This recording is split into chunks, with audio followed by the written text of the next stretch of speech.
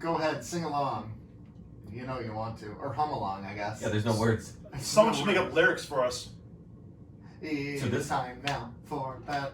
I almost said Battlestar Galactica. Oh my god. Oh, that reference started early. It is time for Battlestar Galactica. I feel like this works way better as an instrumental than... I don't know if I could come up with lyrics for this. No. Someone do it. Well, here are your lyrics. Welcome to Keeping Up with the Cardassians. This is Nick. This is not Joe. This is not Rob. Hey, we're excited to be here, folks. We got some stuff to talk about. And it's early today when we're recording. Yeah, it's way. Good morning, gentlemen. And I feel like we're all feeling the tiredness. That's alright. And that's okay. Oh no, I'm awake. I've been awake for hours. Have you really? Yeah, I've been awake since about 6:30. Oh gosh, that's disgusting. I woke up at like 8 and then I hit the snooze and then I hit the snooze again and then it was 8:30 and I'm like, oh, I gotta leave. I'm just happy that today is the first time this week that I haven't been up at 3 in the morning. So That's a good point. Yeah, you got to sleep in. I'm thrilled. That's pretty awesome. The thing, I feel bad because, and this sounds like a brag, right? Because I feel bad because I don't have to get up till like 8:30 every day for my job. And you're a whore. But I stay up super late. I stay up way late. Like I stay up till like 1 in the morning. So Yeah, I'm about the same. yeah. So like you go to work at 3 a.m. essentially, but you go to bed at like 8 or 9. Yeah. Yeah, I always feel bad sending texts to the podcast group after like 9 p.m. I'm like, Oh, I don't hear it. okay. Okay, that's good to know. I That don't is- hear that it. is good information to We're know. just gonna because blow it up yeah. now. now you're gonna be waking up to like 50 Rob, messages. Rob, Rob, you awake? Rob, Rob, you up? Yeah, you still there? You still yeah, there? bro. Yeah, bro. It's gonna happen.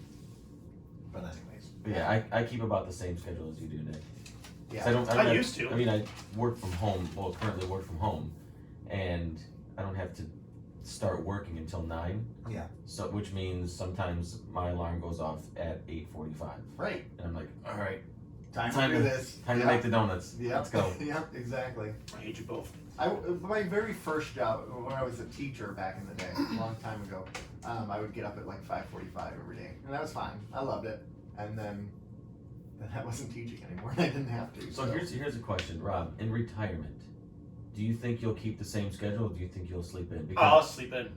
Because I always had like mad respect for like my grandparents, Yeah. who, especially my grandfather, would get up at the same time in retirement that he would when he worked like a factory job, like get up at like 5:30, make coffee, he's up for the day. You don't have to do that, and No, the regimentness of like I guess I would keeping that schedule. Yeah, I couldn't do that because I think about like, if I get up at 5:30, there's nothing I can do out in the world. Everything is still closed, right? Yeah, but you can sip Meyer. coffee, read the newspaper. big boys. Read the newspaper. I'm talking from about the 20s. You can go online and read it. I know you. Yeah. DetroitNews.com.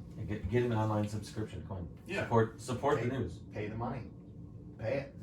Yeah, but as soon as every weekday when I wake up, no matter if it's 3 or 5 or whatever time I'm doing that particular day, Yeah. I wake up and my body just says, I hate you so much. Yeah. I We're wish you doing would this die. again. We're doing this again. Yeah.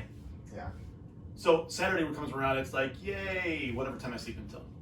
I'm assuming your job too is pretty much impossible to take a sick day if you felt. Like No, we don't do sick days. Yeah, because that screws everyone over. That screws everyone. Yeah. Oh, you're sick? Get to work. Personal time screws everyone. Yeah. Yeah. Well, that's a problem with American businesses though, right? Where we can't. It's We not feel every guilty. company's like that, but Yeah. there's a few that you affect everybody by taking time off. I just had this. I mean, isn't that everywhere? No, not everywhere. When I worked at the prior, like the video store, it didn't affect anybody if I took time off. The bridge, you had scheduled time off, so it kind of worked out Yeah. ish. But if you needed to take extra time, it did take people over. You're right. And this one, people have to, excuse me, people have to cover you, and it's a lot to ask because other guys start at 1 in the morning, other guys start at 6, so it kind of fluctuates everyone's schedule. Yeah. Oh, wow. Yeah. No, thank you for that. Yeah. Well, so it's not one of those things because I know people where they're like, I can't ever take time off because if I take time off, stuff won't get done, and I'm like, you're replaceable. Everyone's Everyone's replaceable. But it's not that case for this situation. It's not stuff won't get done. It's you're asking a lot of the coworkers around you Yep. to pick up your burdens, and Well, if that's a reflection of the companies. yeah, right? I was gonna say if that's the case, if that's the way that the employees are feeling, then the employer is putting too much on each individual person. It's a great employer. What are you talking about? I love where I work. Yeah. I'm not talking about I'm not talking about anywhere specifically. Yeah, I'm just talking about my current employer. Okay, gotcha. Yeah. No, but I mean, I know a lot of people, especially in my current job, that feel that way. That there's so much being asked of every individual person that if one person isn't there, then it screws over everybody. That's right now, too much. That's yeah. unhealthy. Well, right now you're seeing that a lot too because no one can staff. Right. And so things are getting put on people more, Mhm. not by choice, but out of necessity. Right. Yeah. Well, it's not like the companies are going to be like, well, maybe we should increase the pay for these people who are working harder. Oh no. No. No. They still have, No. and what's one of the problems with publicly owned companies is that as soon as that stock drops, Yeah. they see those prices go Yeah, we- out we and they gotta do try to something. give raises. Yeah. You give raises, that means your revenue is down, or not your revenue, but your profit is down. When I've worked Can't for do that. privately owned, there's a little more flexibility, but as soon as you go into a public, We're Forget about publicly that. traded stock. Good luck with that. Yep. Yeah, that's crap. It's crap. So since we started off on such a high note, I know today, that's changed this. What's our next high note? What should we talk about next? I haven't had a lot of time to watch a lot of things this week, but have Yeah. you guys been paying attention to what's on Netflix this past week? Yeah, Netflix has been on my radar this week. Because Movies That Made Us season 2's out, Yeah. Yeah. and they started This Is Pop. And while I was working at home one day, I watched This Is Pop episode 1 about Boys to Men, Boys to men. ABC. Boys to Yeah, men. that one. And then Back to the Future for Movies That Made Us, and they were very good. Very, Yeah, it's very good. It's Forrest Gump, Back to the Future, Jurassic Park. Jurassic Park, Park, and and Pretty Woman. Pretty Woman. Okay. Yeah. Which is like a really good It's a good lineup. lineup of movies. I didn't realize that Pretty Woman was a Disney movie. Is that what I I think it was Point of Vista, wasn't it? don't know. Or I feel like Touchstone. I remember think seeing so. something like they were surprised that they were going to make this movie. Well, they This u- company was going to make. Well, this they movie. used Point of Vista to release a lot of the rated R stuff, like The Rock, for example. Yeah. So they distanced themselves from it, but it was Disney Still subsidiary, under that umbrella. Yeah. which is probably how they're going to get away with like Deadpool if they do a rated R version of it. Let's see Is if it's they do it. it's Again, that's I- Fox. Again, they can't do any other Deadpool other than rated R. It wouldn't be Deadpool. Well, I if it agree. wasn't. It's not because when they redid that is the Deadpool Before Christmas or something like that. It was dumb. Yeah. It was not good. Yeah. 'Cause they I didn't think it was edited- that bad. They just edited everything out. Yeah. They edited out the bad stuff. It was still pretty bad for a PG-13 though. Yeah. I mean, I just feel like it's Deadpool, so you gotta go all in. Oh, I agree. It's like the Steel Panther of Marvel. If Steel Panther was tame. Yeah, well, Yeah. Steel Panther's a lot worse than Deadpool is. I mean, but it's the same idea. Yeah. You know. Anyways. but yeah, so that whole series of like whatever that made us, Yeah. Mhm. I like all of them. Oh, the Toys That Made Us 2 is wonderful. Toys That Made Us is great. The Movies That Made Us season 1 was great. There's holiday movies that made us. Yeah, because Home Alone was on there, wasn't it? Actually, I think Home Alone was on just the movies that made us. Yeah. That was a really good Season episode. 1, yeah. But like holiday movies that made us, I it think was Elf and Nightmare Before Christmas. Yeah. Oh, I did watch Elf. That's Yeah. right. Yeah. Yeah. and that they're just really fun, like kind of lighthearted little hour Retrospective, documentaries, yeah. retrospectives. Yep. But they're just a lot of fun. Yeah, they A are. lot of nostalgia trips. That's especially the toys one. Oh yeah, the G.I. Joe With the- episode. Yeah, Hell yeah. Yeah. but Turtles. but the movies that made us, they're really just fun watches. And the This Is Pop looks fantastic. I haven't had a chance to look at it though, but I mean I've scrolled through the episode list on Netflix, and it just I'm like, yep, I want to watch that. The first that. episode was about Boys to Men. Yeah. Actually reminded me how much I enjoyed Boys to Men. Oh, I mean, they were, They were fantastic. Yeah, they were. Those they, first they two set albums- the bar. They set the bar for everybody that came And after them. they cover that in that episode. Oh, they do. They call it the Boys to Men effect. Like all those the big three boy bands that came like in the mid to late '90s after them. Yep. They all emulated them. Their moves, everything just came. Yep. from the Boyz II Men tree. And Nick Lachey actually says that. He does? Yeah, he does. He does. Yeah. Oh. Yeah, they were all trying to imitate them. Yeah. Yeah. So the one I think that people should check out on Netflix is that Song Exploder, which I didn't realize. The reason why I think this is cool is because it actually was based off of a podcast, and I just looked up the podcast. It's called Keeping Up with the Cardassians. And I cannot pronounce his name. Herkesh Herway. I'm butchering his name, so I apologize. But there's tons of episodes. I'm just looking at the podcast episodes they did. They do one like so this show basically breaks down songs, and they breaks down how they came to be, and they talk with the artist on how they decided to write the way they did. So there's some of them in there, like there's one in here for what was it, Yusef Stevens for Father and Son, or Cat Stevens. Yusef is just his name, or Cat Stevens. Father and Son is one. But then there's also one here for the theme song to Bob's Burgers. It's one in here. Nice. So, I mean, it's a little yin and yang. yeah, or the Postal Service, the district sleeps alone tonight, like I used to. Alright. Yeah, like so, like, and it's, gosh, 214 episodes right now that they have. You're talking about the podcast. I'm right? talking about the podcast Okay. now because they have like the Dropkick Murphys, Gorillas, the Killers, Lord. Like, there's a lot of really good. What Dropkick Murphys on? Dropkick Murphy. What was it? I just Blood. Okay.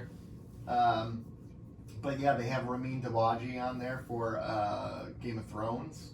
So, anyways, it's a podcast that I'm now going to listen to. I didn't realize it was a podcast. Nice.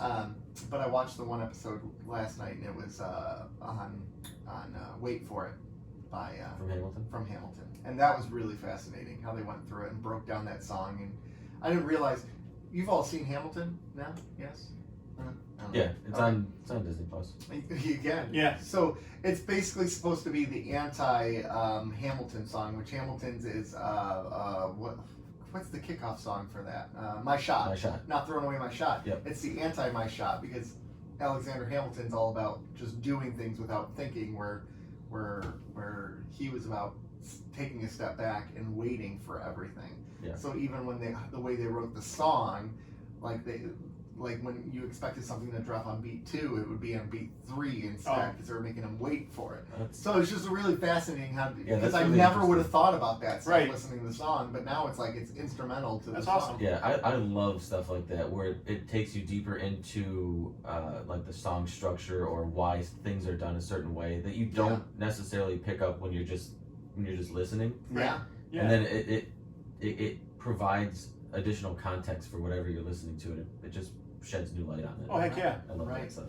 Yeah. So, anyways, I'm definitely gonna put this on my podcast radar. Right. Though I gotta find time for it because I'm running out of room. You had a rotation of podcasts now. That's pretty much what it is. Oh, they have a Slipknot episode. I'm gonna tune into that one. Said no one.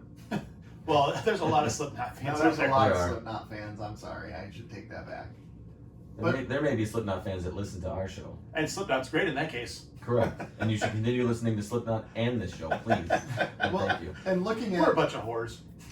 their podcast though, it's a lot of no name not no name. That's not fair. Not as popular artists are in here. Like half of them I don't even recognize. So more than half. Okay. So Well, check it out. Yeah. what's the name of the podcast again?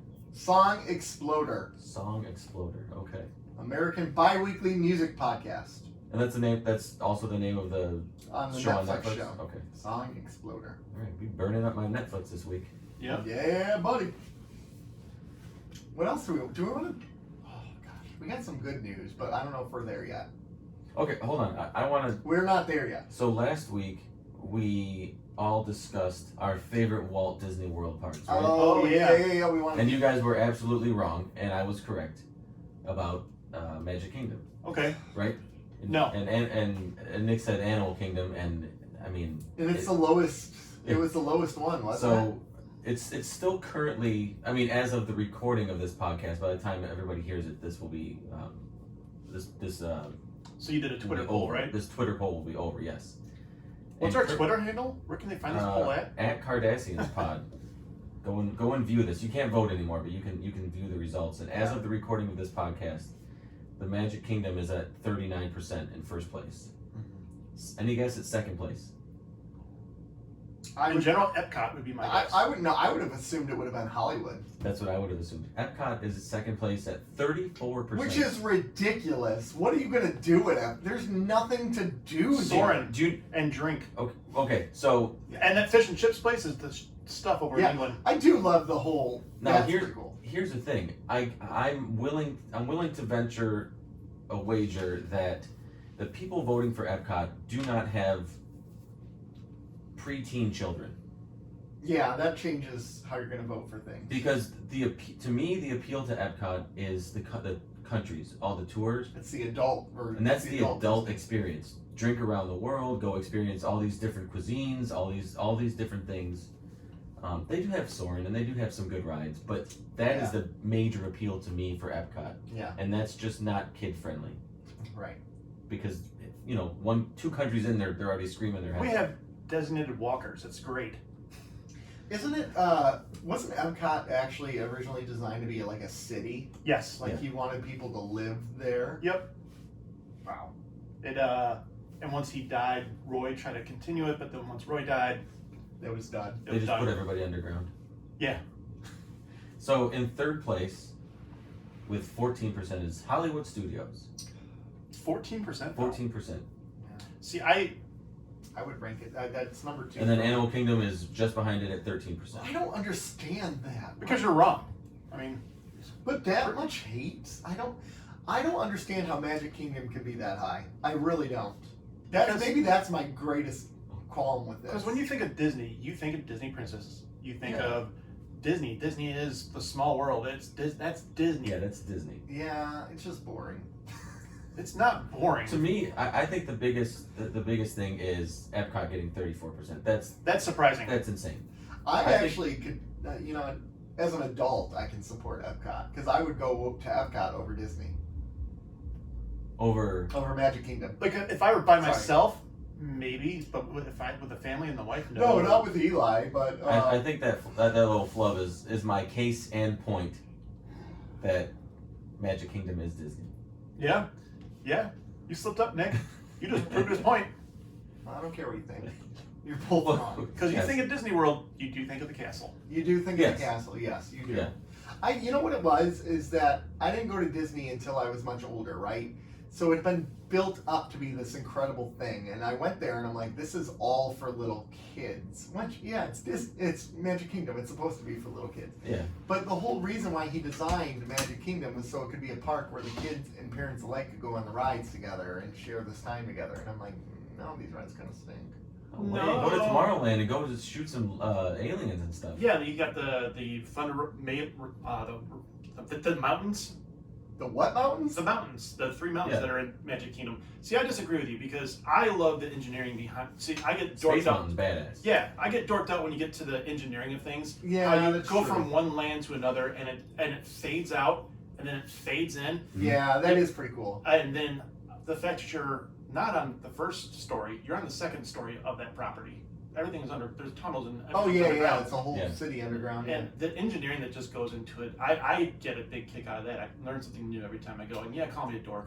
It's incredible. It's incredible. Those are good points. If I'm going there to appreciate that, then yes, it is a lot of fun. But I guess I'm just talking about the theme park experience, the rides. That's what I was talking about. Well, but you're right. Like what the Imagineers have done there is just is incredible. Yeah, and it's under a lot of construction right now. So when you go soon, it the what do they call it? Where they kind of set you apart from the rest of the world. I'm like, oh man, frick! So you can't tell when you're going property to property and things like that. Oh, okay. Oh, the monorail? No, it's so. I'm failing really bad here. But anyway, so you can't really tell that that you're in Florida. Essentially, you're in the Magic Kingdom. Yeah. And there's a lot of construction there, so that's a little more. That illusion's not there as much right now. And like Toy Story Land's new, so you can see things, so it doesn't feel like that you're just away from Star Wars or the front of the park. Mm-hmm. So, but the thought that's generally put into that place is impressive. Yeah. I do. And the hidden Mickeys, trying to find those, that's what I enjoy. And I like the wife and kids reactions to it. Yeah, It's a lot of fun. I mean, I just don't get Hollywood studios. I think should be in second place. A lot of people before they did the Star Wars land did not like Hollywood studios. Well, I loved it. Yeah. I loved it. Backlot tours, great movie ride. Yep. I miss them. Yeah, I thought Hollywood Studios was a lot of fun. Yeah. So I thought that was just an interesting follow up to our discussion. yeah, that is Last week. Yeah, absolutely. Clerks 3's getting made. Ooh, who cares? I'm sorry. Clerks 2 was not any good, I don't think. I enjoyed it. It wasn't as good as the first one. No, Clerks is a classic. Well, Yeah. this goes with Kevin Smith, like, has kind of lost it a little bit, Look, right? we've talked about it, We've yeah. talked about that. Oh, yeah. I did go to movies, by the way, when I was here in Detroit. Movie. saw that. Oh, yeah, movies, Yeah. yeah. The food was delicious. Yeah. The onion rings, I could have gone back just for the onion rings. No, those are like pop up stores. Yeah, right? they're pop-up So stores. how long do they last? 2 weeks, I think, is what it goes for. And is it like on tour or something? Yeah, it's on tour. It's in Tennessee, I think, now. Okay. So, food was really good. The burger, although small, still good. It actually says it's still in Detroit right now. Oh, is it? Yeah. Show me. Yeah. All right, outro music. Let's go. Yeah, see you guys later. Have a good day. Gotta go. Yeah, I don't, Kevin Smith, no thank you. I thought Reboot was, Jane said about Reboot was okay. I haven't seen it. Um, I stopped caring about his movies, so maybe that's what it is. yeah, I'm a hater. I get No, it. I'm kidding. No, well, No, we get it. I totally understand, and he is, not to bring this back to Masters of the Universe, but he is one of the big creative minds behind that Yeah. reboot, and I mean, you can kind of tell, Yeah. but in a good way. Go ahead. You watched it, so tell us. I mean, I haven't watched all of it. I've seen the first 2.5 episodes, but it's not what you would think. I think it got review bombed. It Did it? Yeah. Yeah, he got. It's been similar to what we were talking about with Snake Eyes. The reviews have been mixed, Yeah. but he did put out a tweet saying that he got a glowing review from the AV Club, which generally hates him. Yeah. They do. And so I thought that was kind of funny. You know. But I don't know. I don't mind his writing, but when it comes to him putting out movies, I Yeah. feel like The step's been lost. yeah. It's not as clever as it used to be. Well, But the writing is there because he's done, he's done like these animated series. He's done comics. He's done things where it's not him just putting out movies, and they're pretty good. These stories are pretty good because he's grown up with these stories. He's emotionally invested in these Yeah. characters and Yeah. stories. So there is this incentive to continue that legacy. There's almost here's the thing. There's a pressure on him when he's doing something with characters that he doesn't own. Yeah. That isn't there when he's making his own movies because Right. he created those characters. He can do whatever he wants with them, right? Right. He created the universe that they're in. I love the VSQ characters. When these, but when these other characters, like he's done Batman, I think he's got a Superman story. He's done now he's done Masters. These are all characters that their legacy was built with no part of his. Right. So there's this added pressure to do it justice that he doesn't get in his own films. I think you're boring, Nick. No, I was just yawning. I yawn a lot. So That's what when he's bored. That's a really good point that I never thought about for him. But one of the reasons why I thought he's kind of lost it a little bit is because his humor type is really designed for a younger generation and a younger train of thought. And he's older now. And it's the same thing with a lot of bands. Like when they get older, they kind of lose their edge, which is not a bad thing. But a lot of the bands change their sound to reflect that. And he's tried to stick with the same model that he had when he was in his 20s. And I think to me, that's my greatest issue with him. And I think to add to your point, I think that's an excellent way to look at it. And to add to that joking style isn't as popular with today's younger crowd. Oh no, yeah. Than it was back in the 90s. Right. So, yeah, there's always going to be a younger crowd. Yeah. But their humor and what they find funny and what they find entertaining is evolving past this kind of crude, kind of like bathroom humor that he has. Right. And then he's kind of built his, the joking nature of his characters around. Right. Well, I mean, even thinking about like the type of humor that people like these days, right? Jay from Jay and Silent Bob would never happen today. Like the type of humor he has and what he says and what he does. The generation today would say, "Ooh, that's offensive. Don't, right?" And this is not a insult against this generation, right? I actually understand a lot of that. Yeah. I look back at some of this humor and I'm like, "Ooh, I don't know why I found that funny," you know. But I mean, I respect Kevin Smith. I think he's a very talented man. It's just not me anymore. And maybe that's more a reflection of me. Maybe you've grown up. Maybe I've grown up, or maybe I'm a snob, right? Like that's also a way to look at it. Maybe I've become too snobby about it. Maybe, but I feel self-righteous bastard. He could still write a story for you though. That'll capture your imagination. Absolutely, yes, absolutely. He's still a great writer. I think he does. Yeah. Enough about Kevin Smith. So will you see Clerks 3? Oh yeah, I'll see Clerks 3. Yeah. Reboot kept me interested enough where I'd watch another one. Yeah. Okay. Because Reboot it was fun. Yeah. You know what I'd like? I'd like a Kevin Smith original movie.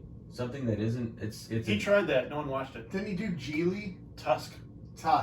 Oh, he was Tusk? Yeah. Oh, that was a cool movie. Nobody watched it. And everybody complained about it. When did that come out? If I had to guess, that was 2014, 2015. Who was that? Justin something. Justin. The guy that was in Dodgeball. Justin Long. Mm-hmm. Justin Long. There you go. So you were talking about Masters Universe. Overall, what do you think so far? Well, like I said, I'm only 2.5 episodes in. It's got to give you an impression. Yeah, there's. I don't know. I can't judge it yet because the story arc is still playing itself out. But that being said, it's not just like a cleanup of those characters doing the same thing. Okay. It's a new story. It's a new story for a new generation. It is. It's actually really good. The animation is fantastic. Mm-hmm. Pacing is really well done. The comedy is on point. Oh, good. Because the comedy in the original Masters of the Universe was really 80s cheesy. Oh, it's tacky, yeah. But it was hilarious. So, and Mark Hamill is fantastic as Skeletor. I forgot about that. My only critique is that, and I think it's just because this is what Hamill does with his evil, it does feel very much like the Joker from Batman the Animated Would it Series. feel like it if you didn't know it was Mark Hamill? Yeah, Okay. it would. But I think I think the Joker and Skeletor have similar senses of humor. But that being said, I think it's just me knowing that Mark Hamill has done both. Right. But yeah, it's fantastic so far. Oh, good. Now you mentioned that kind of similar to Snake Eyes earlier. And there's a reason we're not really talking about Snake Eyes, right? Why? Because Nick doesn't want to see it. Because Nick doesn't want to see I it. have no interest. Because he hates G.I. Joe. I don't hate He G.I. hates- Joe. I just don't know the world. Nick hates fun. Yeah. I do hate fun. But isn't there a reason particularly we're going to save Snake Eyes for later? Yes. So there's two oh reasons. yeah, you're teasing it. Yeah, Okay. there's two reasons. I'm not teasing it at all. Yeah. Okay. One of the reasons is we haven't seen it. Yeah, We have not not had time to see it.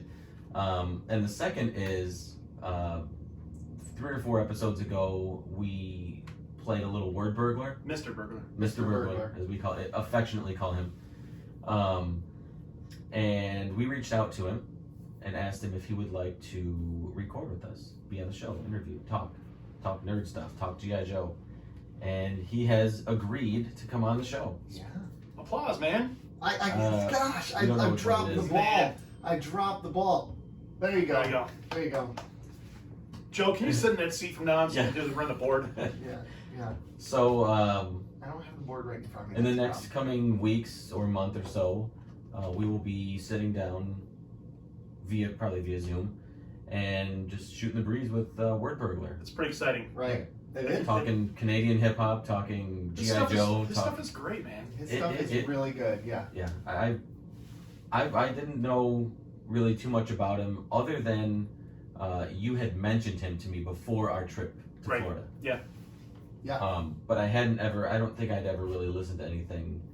And then we listened in Florida, and after that I listened to, Return to Cobra Island? In And its some entirety. Yeah. Yeah. And some other things. Did you listen to that Chuckle song? Yeah. It's so good. He is a unique voice in hip hop. Yeah. He really is. Yeah. It's And- modern, but it feels retro. It's really cool. Yeah. And it's, sometimes quote unquote clean hip hop can feel really unsatisfying and boring. Yeah. Boring's a good word. Boring is a good word. Safe, yeah. Yeah. Not even safe is it just doesn't feel like they're bearing their soul, kind of a thing. Yeah, I mean, it just naturally hip hop feels like there needs to be some sort of Edge to it. edge or like harsher language. It just feels like that's where that language lives. Right. But listening to him, I don't need it. I don't miss it at all. Yeah, Yeah, it's great. Yeah. So we are going to be talking with him in the very near future, Mm-hmm. and I'm pretty excited about it. Yeah, me too. I'm. It's very maybe cool we'll- of him to agree to come on. Maybe we'll talk a little Snake Eyes with him. Oh Yeah. yeah, See if- we're gonna have to. Yeah, see if he yeah. likes it. Yeah, I'm gonna Yeah. assume he's seen it.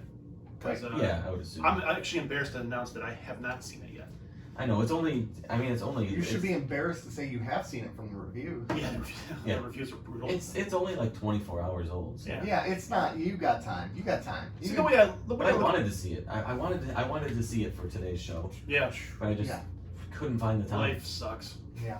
Adulting is the worst. Yeah, it's Yeah. awful. Yeah, life is awful. But you know what makes it feel better? Star Trek. Star Trek. Yeah, it's And true. specifically, there is something really exciting about Star Trek coming up for us that Rob is going to keep his mouth silent on the whole time. So Nick and I are gonna announce something. We're going to announce something, a very big thing. If I had a drum roll, I'd be. We do. All right, now we do have an applause button. We do have an applause button. I will We have can use it ready. again. I will have it ready. Here we go. Here we go. So Here do you we want me to Here we build it up? Can and you guys can- switch seats? Here we go. Please. I do have a rim shot, but that's not the same thing. No, it's No, not. because this is no joke. This is no This is joking no matter. joke. We are super very Do you want to excited. bleep out the name? So we're gonna. We are excited to announce that we are going to have none of us on the podcast. I didn't just say the name. No. Okay. So here's what's so exciting is we have a fan of our show, Marv, who we've been on his podcast before. We need to have him come on our podcast. Pods like us. Pods Like Us. Great podcast. Check it out. He actually has another one coming out where they review George Harrison. Yeah, they're going through pretty much all of his work. I know, Books, which I movies, love, books, because George everything. Harrison is my favorite Oh. Beatle. So, anyways, He's Marv. Rob's favorite Beatle too. Marv. Actually, the dead ones are. He's dead. He is dead. Anyways, so we're just this little humble podcast, and we're just enjoying rewatching Deep Space Nine together, or watching Deep Space Nine together. So we think it's hard for us to reach out to these actors and actresses because it just feels like it's impossible. Yeah. Marv don't care. No. Marv straight gangsta about it. Marv is gangster. He just sends them a message and says, "Hey, I think it'd be awesome if you'd be on this podcast." And they say, "Yeah, I'll Yeah, take let's that." do. So, No problem, Marv. so Hey, I thought it was good getting Word Burglar on. I'm Yeah. excited about Word Burglar. I'm excited about Word Burglar, but who are we gonna have, Joe? We are gonna have the one and only Nana Visitor, The non-visitor is gonna be Kira Nerys, Kira Nerys. Yes, as our first as our interview of anybody associated with Deep Space Nine. Not a It's crew- Star Trek. Yeah. Yeah, yeah. But I mean, not one of the writers of an Yeah. episode or a production person it's one of the main characters. Yeah, and so she's agreed to be on the show. We're really excited about it, and we would give you the exact date, but we have a date kind of hammered down, but we don't want to jinx it. So we're just gonna There's just some know details to work out. just know in the next Rob is nervous. month or two. Rob is nervous. Rob is kind of like when there's a no hitter going, you Yeah, don't don't- talk just- about it. You keep your Don't mouth. say You that. just said it, You just jackass. It's not. It's not a no hitter. We don't have a no hitter. Now it's not. Now it's not. Yeah. You don't talk about it, so Rob doesn't want to talk The about it. ninth inning, you just let the run in, or you let the Blue Thanks. single to left. I'm really Jesus excited about Christ. it. So we're gonna talk with her, and I think this could be an opportunity for our fans to interact with our show and send us some ideas for questions. Yeah, that'd be great. Hit us Yeah. up on the socials. Hit us Yep. up on the social medias and let us know what kind of questions. So we're really excited about this. It's going to be awesome. Yeah, we for our tens of listeners, it's be great. Hey, we're almost at hundreds of listeners. Yeah, we're getting there. Hundreds, plural. Yes. Really? You're a liar. Yeah. Hey, we're almost at thousands. So, but that's exciting news. We're really happy about it. The crowd has gone wild. They're still going wild. They're still going wild. They're still going wild. And we're so happy, aren't we? Yes, we are. Yeah. So, So, it's this. So it's been an exciting week or two. It has been. We've It been- has been. We've been sitting on those two things for a little bit, trying to get particulars out, and Yeah. Yeah. we know it's going to happen, and we know we've got word burglar locked in. Yeah. And we're We- just working on particulars for other things. We have. She's locked in, man. Yeah. She's I locked in. don't call the no hitters, man. I mean, I don't do it. I mean, if word burglar's locked in, then she's locked in. yeah. We're all at the same. Mr. Burglar, I'm looking forward to that. so Mr. much. Burglar. Mr. Burglar. Yeah. Yeah. It's gonna be awesome. So, anyways, should we take a quick break? Let's take a quick break. So, hey, when we get back from our break, we're going to review 2 DS9 episodes, Indiscretion and Rejoined. Two solid episodes that we're going to talk about. So, we will be right back. Hear this advertisement from one of our Odd Pods media networks, which we are proud affiliates of. We'll be right back. All right, gentlemen. We are back. You know what I realized we forgot to do again this week? We suck. We forgot to mention. Don't say it. We just put the thing on the front, on the front end, and Oh, we're good. that's Joe's sultry voice. Hey Yeah. guys, Hey this guys, is Joe. This is Joe. We are Keeping an up affiliate of the Cardassians. Odd Pods Media We are. Network. We are on that Odds Pods, dogs. Yeah, we are Odd Pods, dog. So, anyways, What's up, girls? Yeah. we got 2 episodes today. We got Indiscretion and we got Rejoined. So let's start with Indiscretion, shall we? Yes. Let's. Who wants to review it? Or who wants to? I want to review it. I don't Okay. want to. I don't want to do the Who thing. wants to do the teaser? I'll do it. Fine. Kira gets news that a ship called the Revenok, remains of it have been found. Oh, and she wants to go to those remains of the Revenok because a friend of hers was on that ship, and she wants to go save her friend. So she decides that she's going to go on that ship or go on a journey to go find her friend. But she's not going alone. Gul Dukat is going with her. Oh no. Gul Dukat goes with her. He wants to find it because it was a Cardassian prison ship for Bajorans. Turns out that's not really why he wanted to go. It's because his daughter was on there and his lover was on there. So he wanted to go find them. Kira's kid was dead. Not Kira's kid. Kira's friend was dead, but the child of Gul Dukat was alive, and he was going to kill her. But Kira talked him out of it, because that would be bad to kill your child. So, they go home and they live happily ever after. In the meantime, Cisco has cold feet. There you go. That's the episode. You're getting better at this. I am! That was read like a parent who's ready to put their kid to bed. Here, okay, you want a story? Here we go. We're gonna fly through this We got story. this. Once upon a Boom. time, there was a princess, and she Yeah. was unhappy, and the prince came and saved her. Yep. The end. End of story. End of story. Make it happen. All right, before we really get into this, I just want to say one thing. The story was built around Kira going to find her friend, Yeah. and I loved that once they got there and they found like these prisoners, they're like, oh yeah, he died. Yeah. And it was just the end of it. They just It was never. just- Well, they needed a reason to be there, so it's I know, but But it would have been interesting if she found the grave of him on yeah, her there was own. no emotional connection to it. The one guy in the cave was just like, oh yeah, he died. He's dead. He's gone. dead. See, I don't think that was necessary at all. There's no reason to go to the grave at that point. No, not No, go to the grave, no, but she found out yeah. that. Like, if she found out that I thought way. maybe the reveal that he had died, maybe at the grave site where It would've taken- Dukat was. It would have taken away from the story that was actually being told, and it was not necessary. Wow, you were just forcing your way into telling us we're wrong. Yeah, you're wrong. I don't think we're wrong. on After this. Joe's visitor last week, I'm in the mood I to don't tell you guys think we're we're There you go. wrong on this one. Which So pretty much every So take, seriously, every take. I listened to that episode and I'm getting irate. I'm going, really, and then you're like, it moved me to tears. And a 9? It moved you to tears and a 9? That's some of the dumbest shit I've ever heard in my life. Listen, I'm hate listening to this. I'm going, come on, you guys are fucking idiots. You don't have to give everything a 10 just because it makes you emotional. I would have to. I want to retroactively go to 7.5. Yeah, I'm gonna punch you in the fucking throat. Wow! Well, there goes the E on this episode. Here we go. Woo! We were fine up until 2 seconds ago. I'm seriously listening to this going, motherfucker, Oh, yeah. All right. So, anyways, back to Indiscretion. We're not going to get into the business. Indiscretion. Instagram's gonna Rob has no discretion right now. Instagram's gonna be lit up with Trash and Joe this week. Yeah. That's all right. What is it? It's every week. Yeah. No, usually it's Nick. Yeah, that's true. That's true. You know what? I'm playing the part of martyr this week. Yeah. And this coming week. Oh yeah, Indiscretion. That's what we're talking about. Yeah. My apologies. Well, don't you feel like, okay, so Indiscretion, going into this, don't you feel like these characters, they feel so different from the first 3 seasons? They've grown. Not different, but like their relationships are so much closer now, and we'll see that in the next episode as well. But like Indiscretion with Kira and Odo, that opening scene, the way Kira was, like she had her feet up on the desk, like, and Odo doesn't care, which normally that's something that Odo would probably care about. And he made a joke. And they're just very relaxed and comfortable with one another. I just love that. And then also Odo wishing her good luck instead of trying to talk her out of it. Like, he just knows that she's going. Like, I loved that setup there, and it just these little character moments. And then you have again Cisco and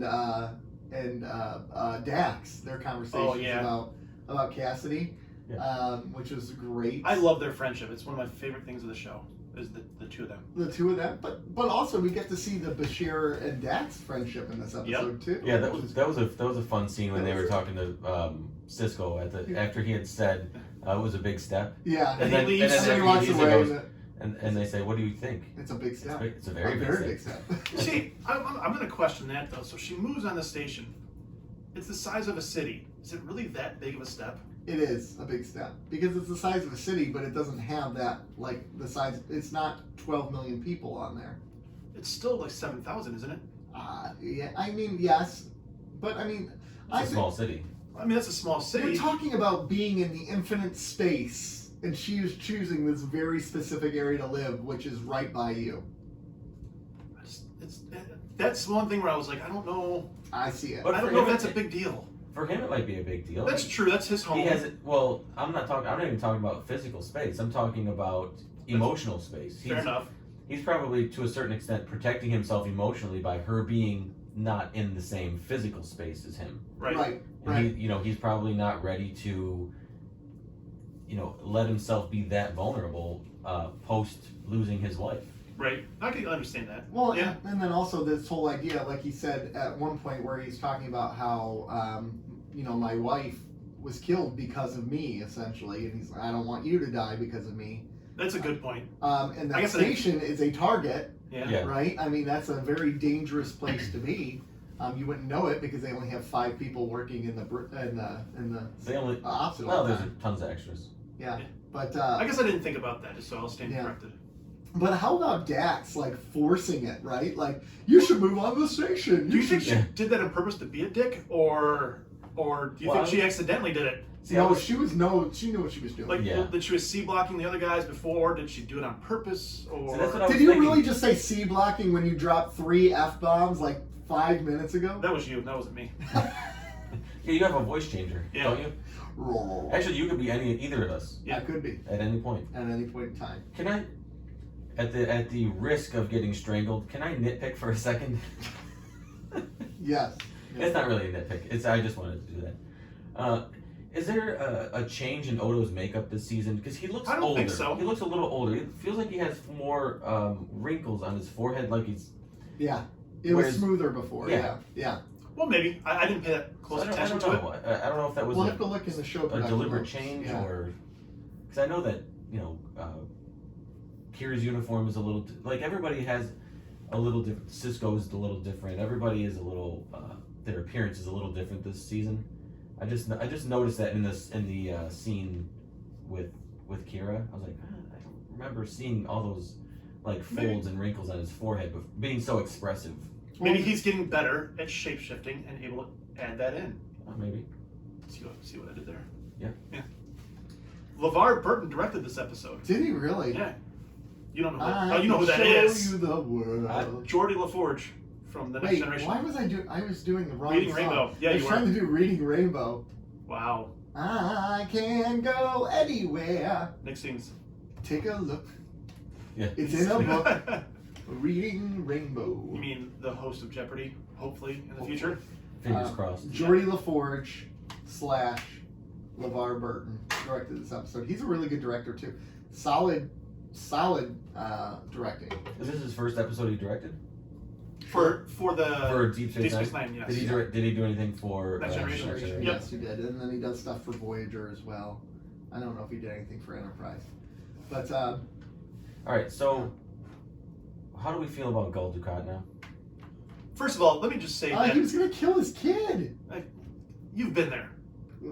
Hold on, you have both have proclaimed death to your children on this show. I'm supporting it. I I'm know, not I fighting know. it. This was all hypothetical. I wasn't actually holding up a gun to my child like he was holding a phaser to his child. Ready? It was only on stun. And then she goes and hugs him after he puts it down. Like, he was just I'm- about to kill you. Well, yeah. Listen, if somebody points a gun at me and decides not to do it, I'm gonna give him a hug. I'm gonna give him a thank you for not Yes, killing thank you very much for not And then blowing he gives me me a away. hug, and then I kill him for giving me a hug. Yeah, Then you take the phaser and turn it on him. yeah. But for Mark Alimo, I think is his Yes. name. It seems like he's effortlessly playing Gul Dukat. It's like what he does.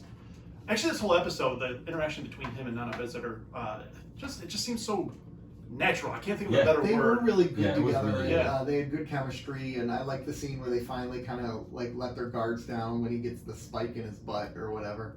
Which was absolutely hilarious. That was a pretty funny scene. You know what's funny? I don't view it as being played for comedy. I view it as like you're worn down and just kind of things happen. Well, you're worn down, your guard is let down, Yeah. right? Their guard has always been up with each other. They've always tried to put up this image of who they are, and now that image is gone for this one fleeting moment. Right, They're 'cause- tired. Yeah, because right after that she goes into I'm not going to let you kill her, type of thing. So Yeah. yeah, just those two play well in this episode, particularly off each other really, really well. I mean, yeah. I thought the scene was like, there's no scene where somebody's gonna be bent over and someone's pulling something out of their butt where I'm not laughing. And I'm how's there sorry. not a meme of that Right. somewhere around here, Yeah. by the way? Yeah. Well, here's a really interesting question I had out of this, though. It's like, Gul Dukat was responsible for all the abuse she faced and all the torturing and everything that she faced over the years. Could you ever work with someone like that? Could you ever work with your abuser again? And this makes me think of relationships too, right? An abusive relationship, and now all of a sudden you're forced to work with that person. Could you ever actually do that? Like, would that be possible? I think Well, in a professional setting, You have to. work with somebody. Yes, I think, but I don't think there would ever be a time where Kira 100% trusted him. Yeah, they're not going to courts together. They're doing a job. They're doing a job. Right, they're there for they have mutual similar interests for this mission. Yeah. I think that she very quickly realized that his intentions weren't nefarious. They were. He had these genuine intentions to find somebody who he knew. Right. Then it comes out that it Somebody was he knew- his lover Doing and, really well. yeah, Mm-hmm. and daughter. Yeah. But I don't think there would ever be a time where Kira would let her guard down 100% and trust him. Right. I just there's no way. There's no way it would happen. I do like, so off of that, like when he's talking with her about how the occupation made the Bajoran people stronger. Yeah. That is almost like, that's what an abuser would say. Oh right? yeah, Like, Yep. yeah. you know, because of me, you're able to do these things. If it wasn't for me, and you Right.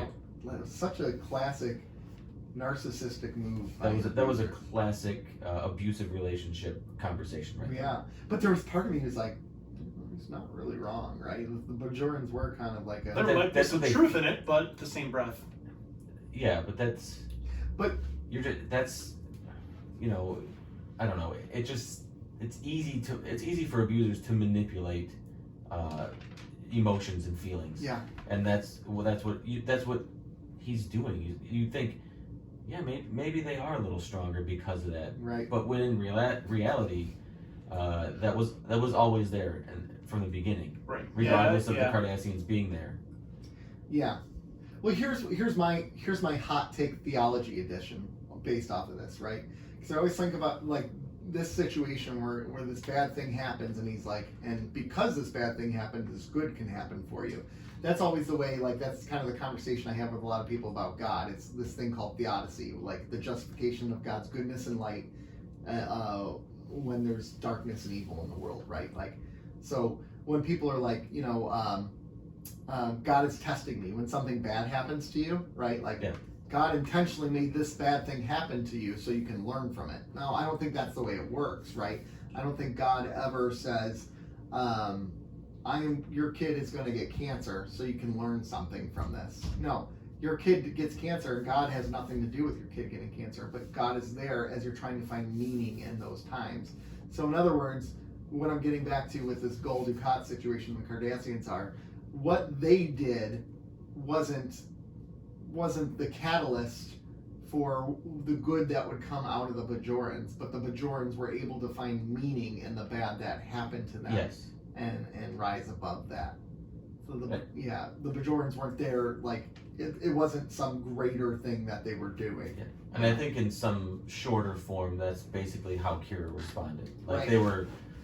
She was like, pretty much, no, the Bajoran people are stronger in spite of what the Cardassians were doing there. Yeah. So.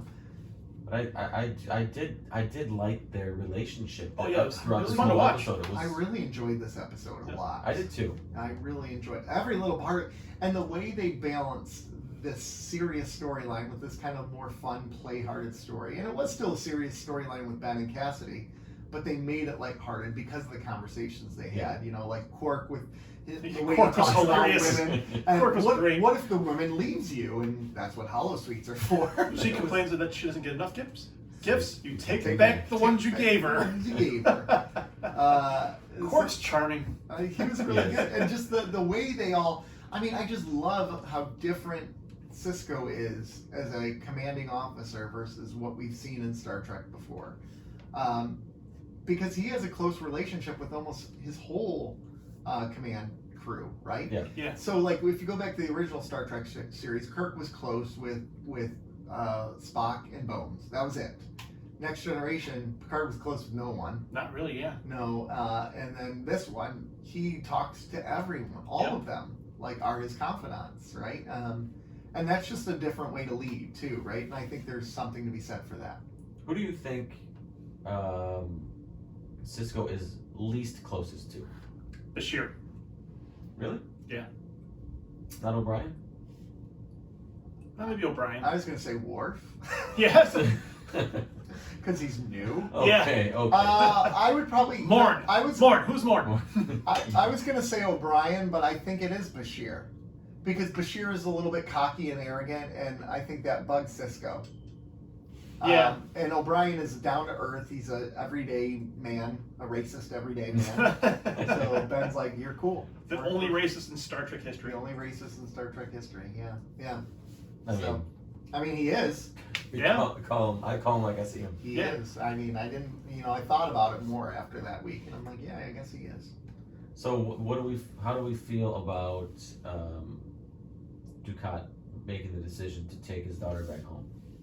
What's the play? What's the angle? That's what I thought. Yeah. All right. Well, yes, he decided that he can't kill her.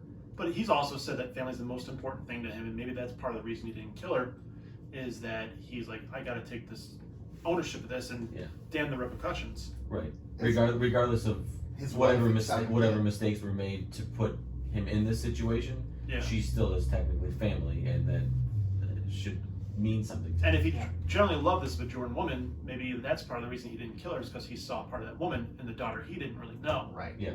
So I think, I don't remember exactly where this goes after this, but I do think that it was not a play. I think it was just him softening. Yeah. Softening of the character.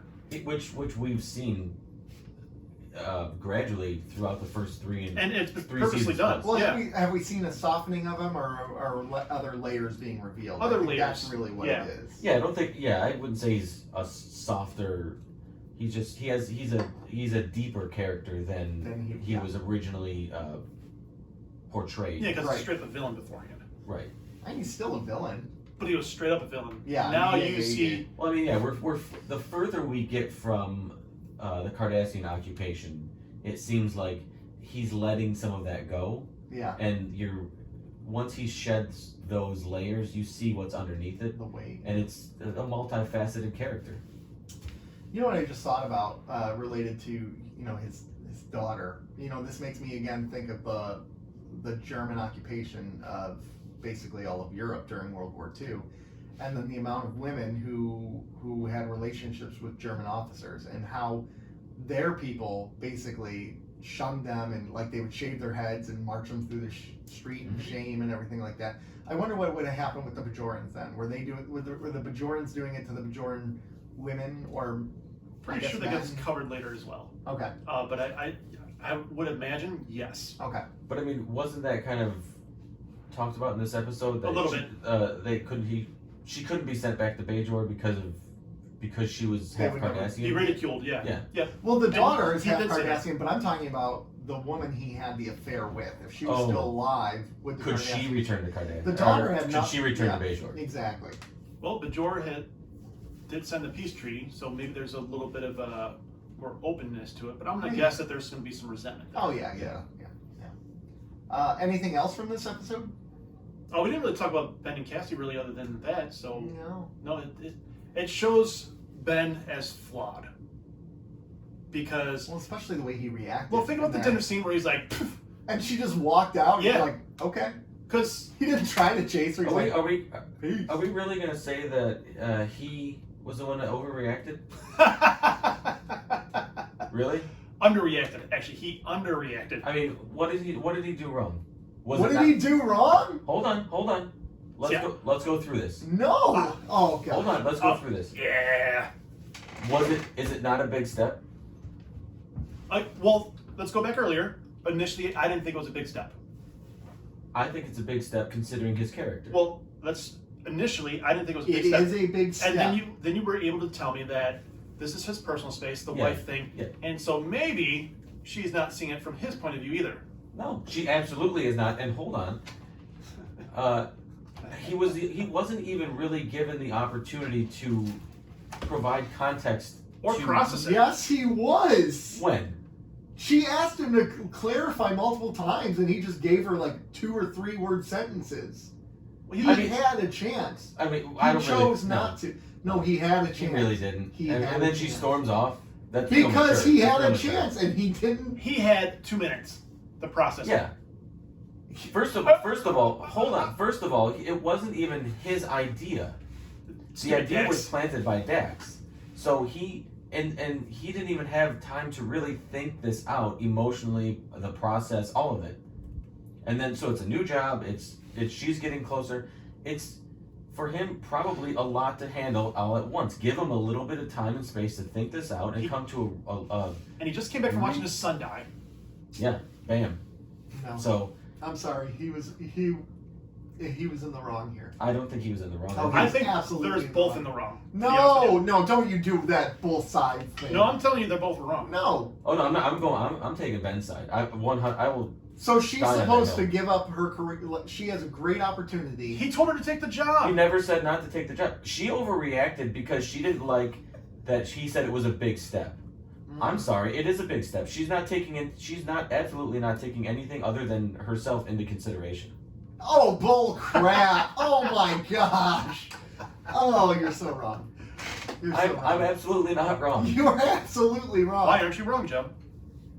because she's not trying to understand where he's coming from emotionally in this relationship. She is trying to. She asks him to vocalize what he's thinking and feeling, and he doesn't. Would you vocalize at that point? Yes. Would you, Joe?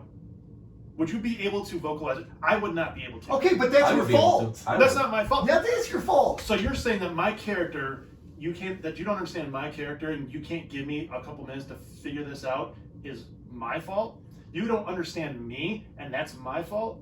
Okay, we walk into the scene when they're already sitting down at the dinner table. Are we pretending like they haven't been talking this whole time? I mean, come on. Yes, we are.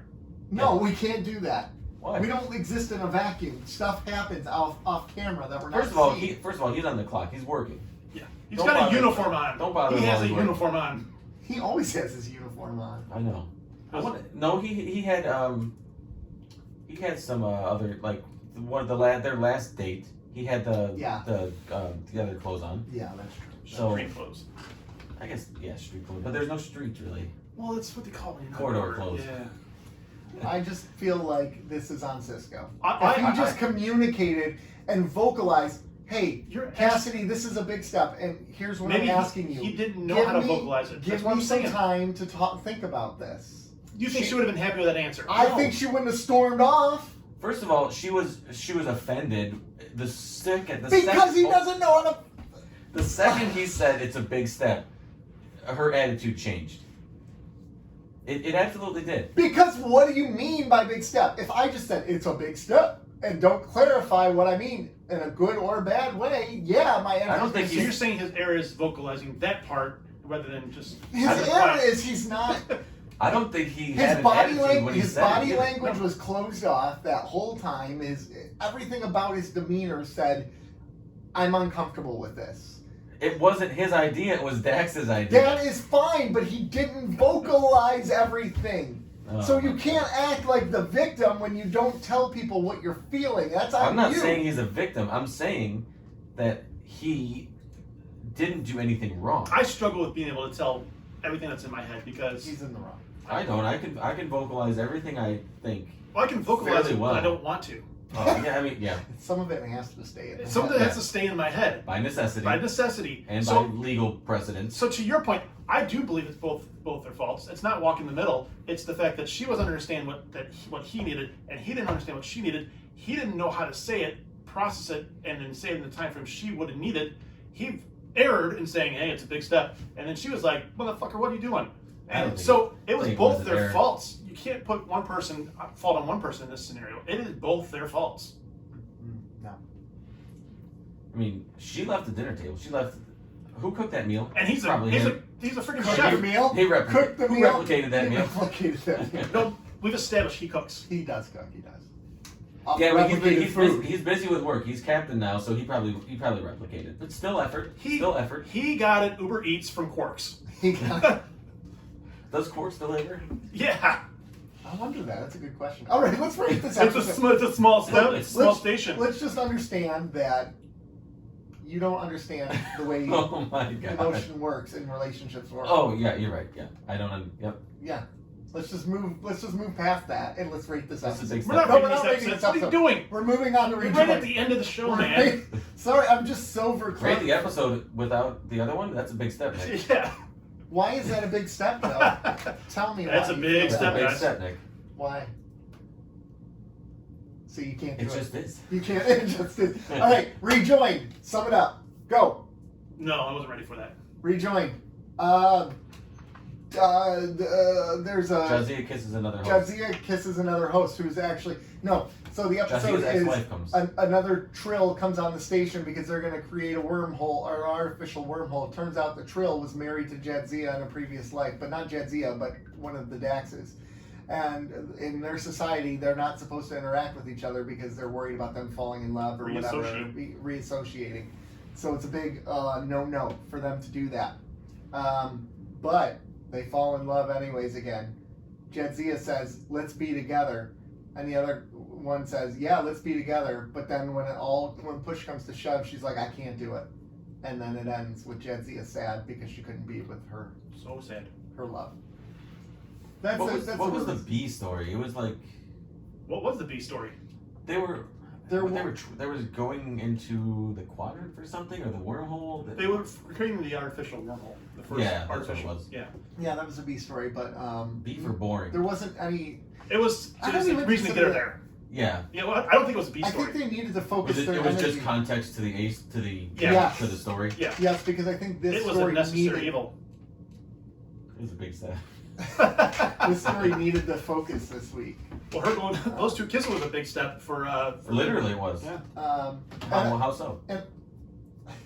Well, didn't you just say that it was like the first lesbian kiss on TV? It was. See, I didn't know that. I just thought it was the first one on Star Trek. No, it was the first one. Really? Maybe not. Okay. 'Cause Hold on. that was the I could late be wrong. 90s. Hold on. I could. Mid Mid 90s. mid 90s. 95. Yeah. That would blow my mind if that was true. I'm gonna look this up on what Memory Alpha fandom or whatever. Wasn't there a kiss on the original series? That was black and white. That was the first interracial kiss on But TV weren't they ever. both women? No, Wasn't? unless you think William Shatner's a woman. No. I don't know. I'm thinking of something else. Yeah, you're making stuff up. Yeah. It happens. I do. Someone's a liar. That'd be me. Features Star Trek's first same-sex kiss. Okay. See, I didn't think it was TVs. That would blow my mind. if That it would was blow my TVs. mind. Yeah. Okay.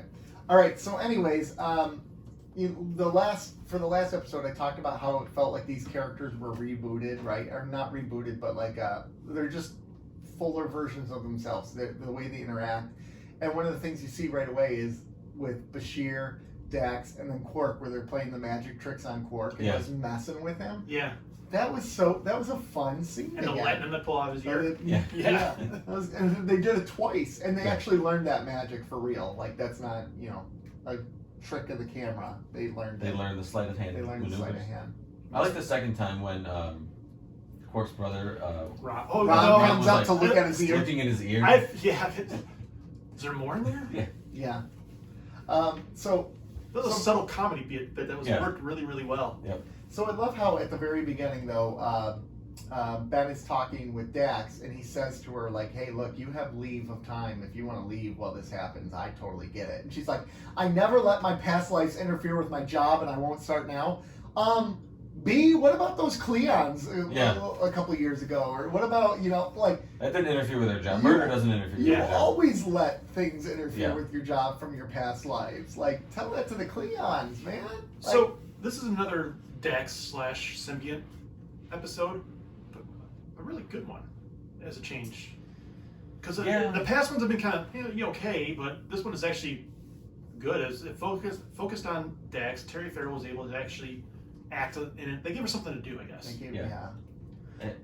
The emotion in this episode was very real and relatable. Yeah. Where sometimes in her episodes, it doesn't come off as quite as relatable. Like genuine, but it lacks that genuine feel. Yeah. Right. But this was a universal, relatable feeling. And more on top of that, Star Trek love stories have been terrible overall, and I thought they really did this one really a fair amount of justice. Right, because Yeah. they both tried to fight it at first, right? Right. I mean, they were both, And it wasn't the person you're just meeting that you're falling in love with after 3 days. It was they spent a established. lifetime Yeah. together, and she had watched her husband die, and so there's all that guilt and regret about that Dax carries. Yeah.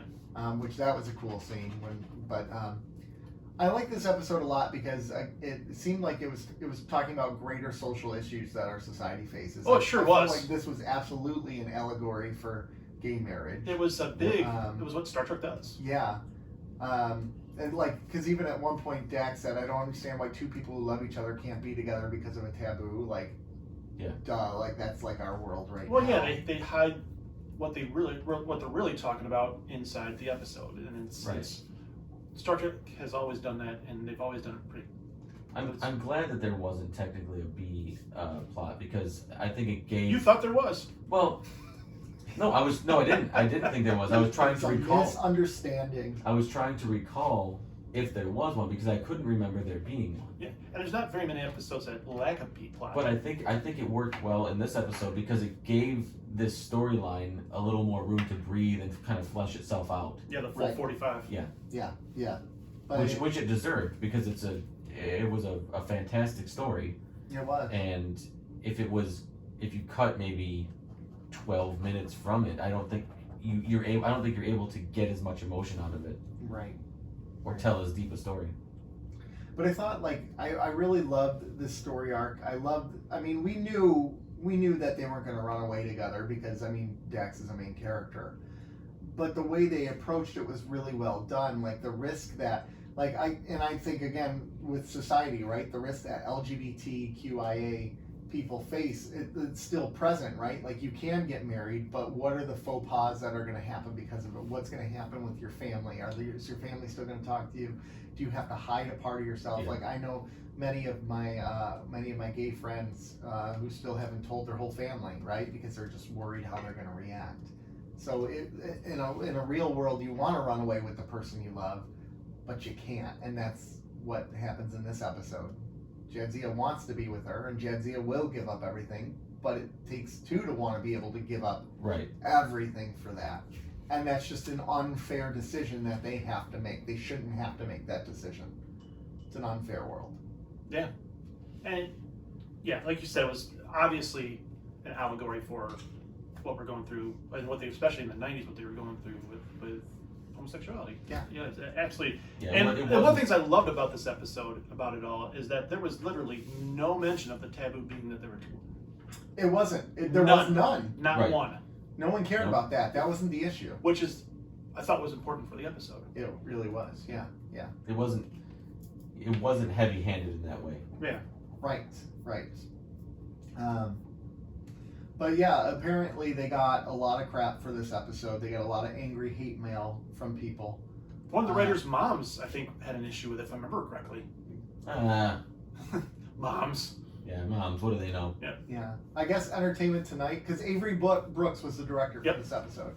And Entertainment Tonight wanted to come on and film the kiss between Terry Farrell and Susanna Thompson, but he refused. He's like, no, you're not allowed on set. This is a really important moment. He didn't want to make it a carnival. He didn't want to make it a carnival. Yeah.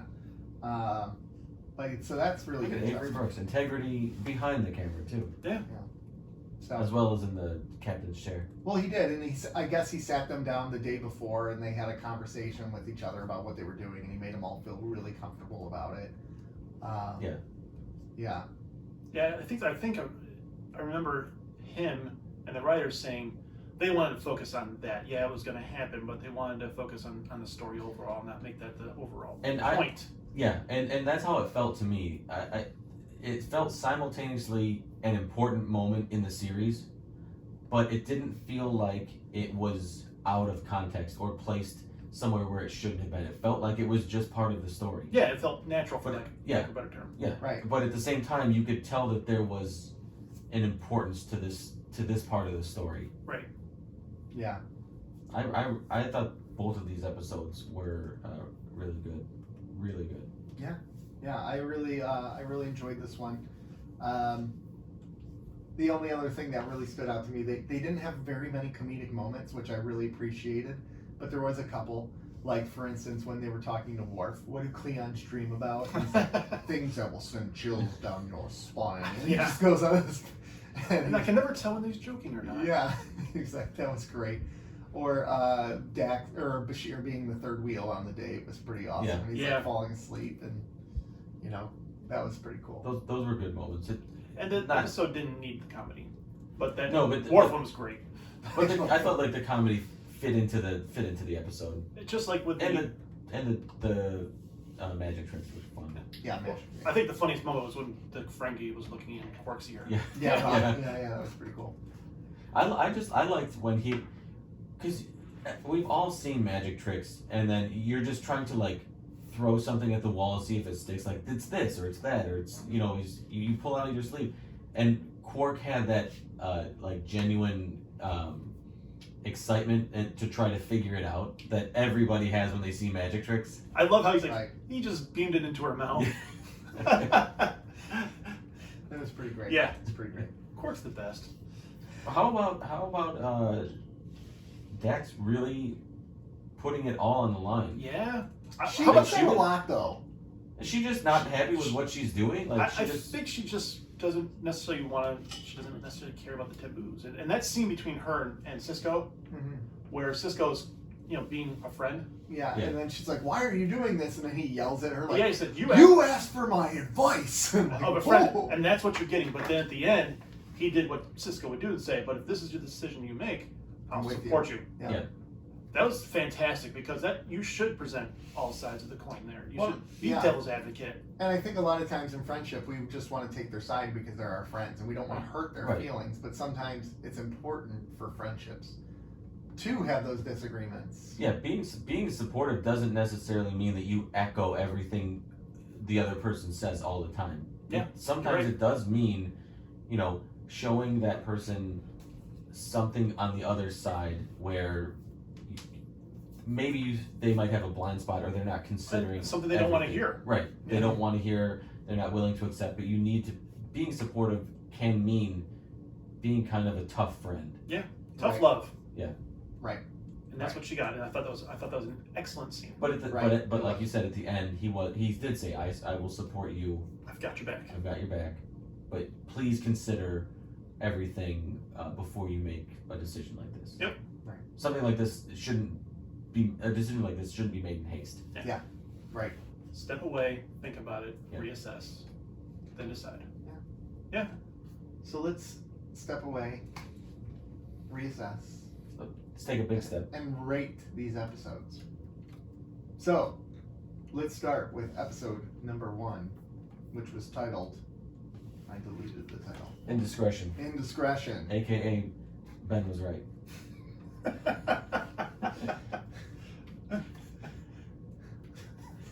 Yo! Alright, what we got? Who wants to go first? I put it down as a 7. 7? Yeah. Okay. I'll give it a 7.5. I was gonna give it an 8.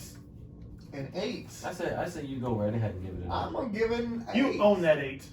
I'm gonna give it an 8. Did you see what Marv wrote about your I know. fascination? Oh, sir, Oh, it boy. was. Wait till he gets to the visitor. He He might stop listening. Yeah, might once stop. This might quit. Yeah. Yeah, Joe's out of his mind. That's what he is. You might just listen to it and say those critiques are ridiculous. Yeah. They are. Stop listening then. They are. Might even make it to the rating. All right, rejoined. Crickets. Bad fair time. Ugh. I know it's a tough one. This is 7.5. yeah. It just held my interest the whole It did. episode. It I did. mean, that helps. I think I'm gonna go solid 7. Solid 7. I think I'm going to 7. It was 7.5. All right. I thought it was a really solid episode. Well, season 4 is going well so far, gentlemen. Yeah, it's really Season kind of 4 strong. is going well. Even our weak link, Hippocratic Oath, was pretty good. I mean, we did have a bad one a couple episodes ago with the visitor, but I'm gonna punch yeah. you in the friggin' throat. we're gonna I get mean, that. it's all good from there, right? Yeah. And it moved me to tears. 3. But I gave it a 9, so. That's essentially a 3. All right. Anyways, where can Why you did find? he have an accent? He didn't have an accent. You're making one up in your head. Oh, absolutely So not. Tony He- Todd talks like with an accent. Go. All right, put it back on. I'm Let's not go. putting it No, back this on. is a fight for later, gentlemen. But where can you find us? I don't even know right now. You can find Rob and I arguing back and forth with each other. I'll be on Twitter at Cardassians Pod, talking crap good about idea. Rob, and Rob will be on Instagram, keeping_up_Cardassians, talking shit about me. Yeah, that's true. I'll actually do it all week this week, guys. All right, everyone. Facebook. It's been great Yeah. talking Keeping up to with you. Cardassians. Cisco YouTube, was wrong. YouTube. Yeah. We got to talk about that more. Yeah. We're gonna talk about We got to get a camera. comment about Cisco's wrongness and how Cisco could have improved in the relationship. And how Nick's Oh an my- idiot. All And, right. and how Cassidy completely overreacted and wasted a perfectly replicated meal. All right, bye. Bye. Bye, all.